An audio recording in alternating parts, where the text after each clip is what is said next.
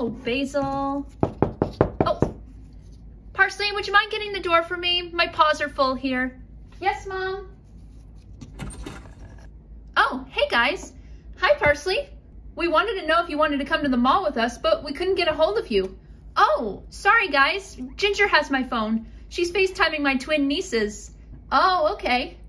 My mom won't let me go out without my phone, so are you guys okay with hanging out here until I get it back? I don't really want to interrupt her. Oh, yeah, sure. Yeah, I wouldn't mind hanging out in a nice noisy place like this.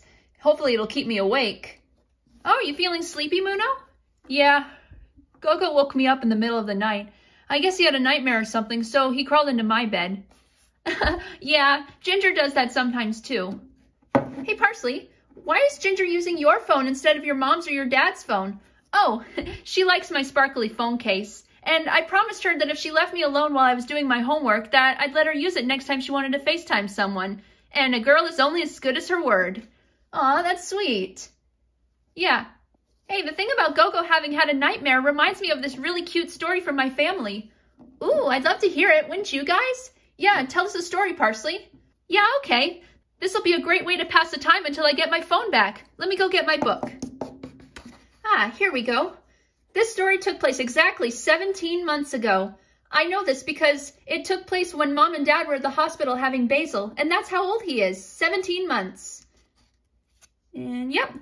So whenever my mom and dad are at the hospital having a baby, us younger kids stay with some of the older kids.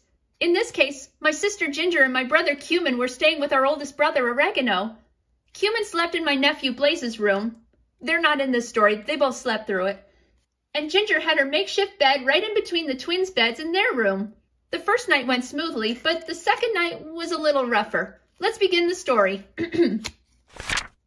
At around 12:30 a.m., everyone in the house was asleep, until little Ginger, after tossing and turning a bit, woke up with a start. After a few seconds, she suddenly started wailing, waking the twins. Summer said, "Huh, Ginger?" But Autumn said, she's gonna wake up the whole neighborhood."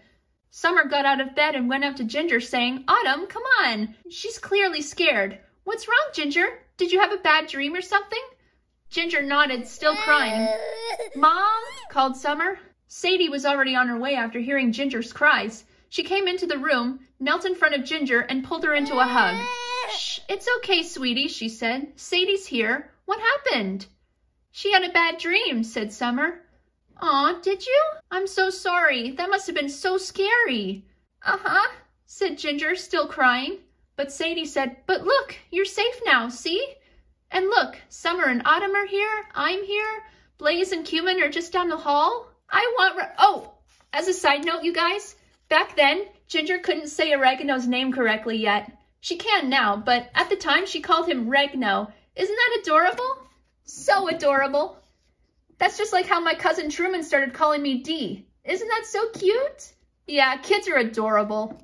Anyway, Sadie knew this, but because Ginger was crying, it was harder to understand exactly what she was saying. "I want Regno." "You what?" said Sadie. "I want Regno." "You want what right now?" But Ginger just continued crying. Then Autumn said, Mom, I think she's saying, "What's going on in here?" Autumn was interrupted by Oregano walking into the room, a bit cranky from having been woken up. Ginger ran up to him saying, "Regno!" Sadie realized what she said. "Oh, of course." Oregano said, "It's 1 in the morning and we all have somewhere to be in the..."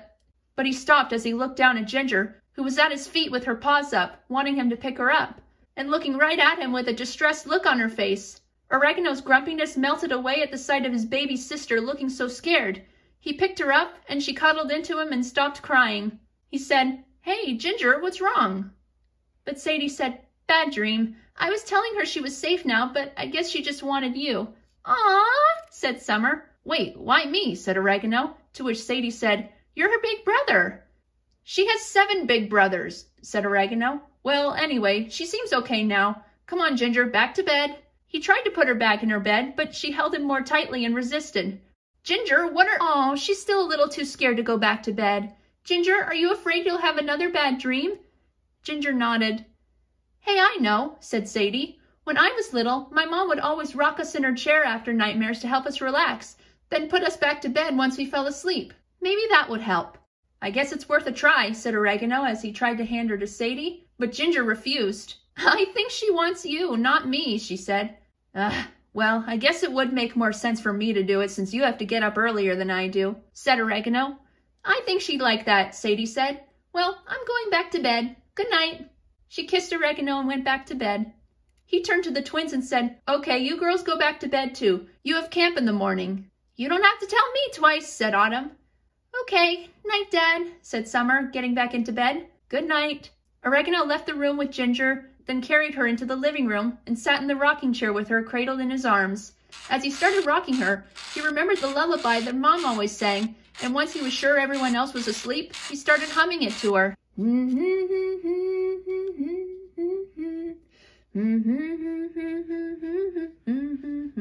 Oh, it's a beautiful song.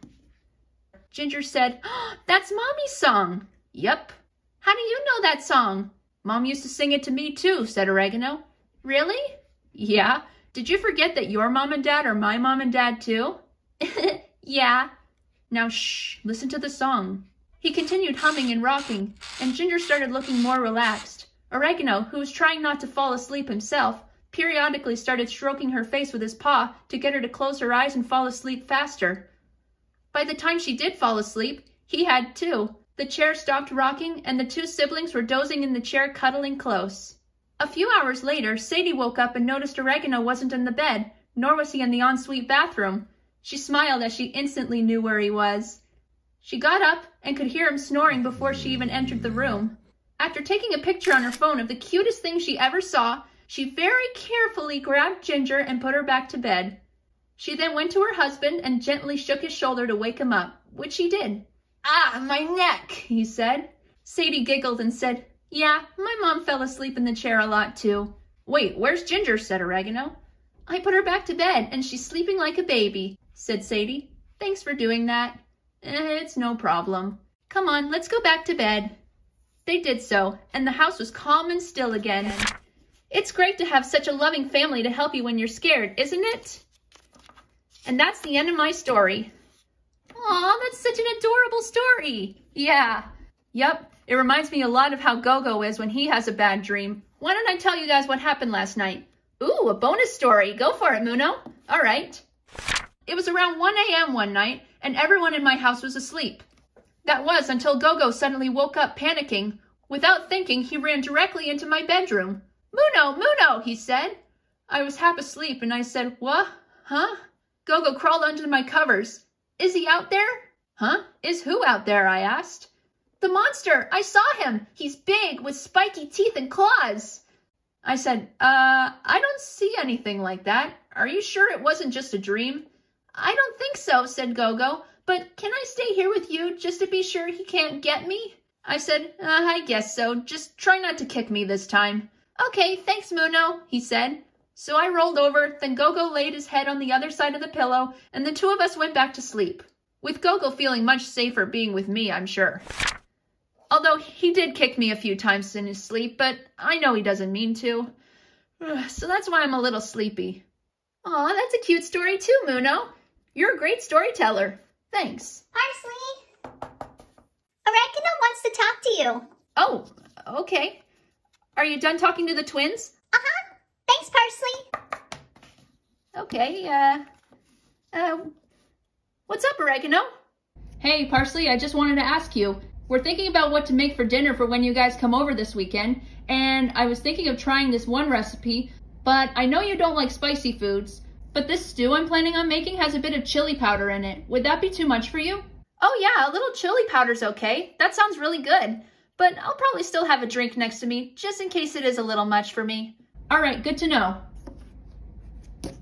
See, I told you she'd be all right with that. Hi, Sadie. Hi, Parsley. Are those your friends with you?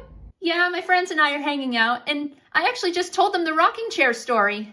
Oh, geez, that story. Oh, I love that story. It's so sweet, isn't it? Yeah. Anyway, thanks for the info about the stew. See you on the weekend. Bye. Okay, see you then. Well, now that I have my phone back, let's go to the mall. Yeah, okay. Oh. Thanks for listening to this week's story. See you next week. Bye.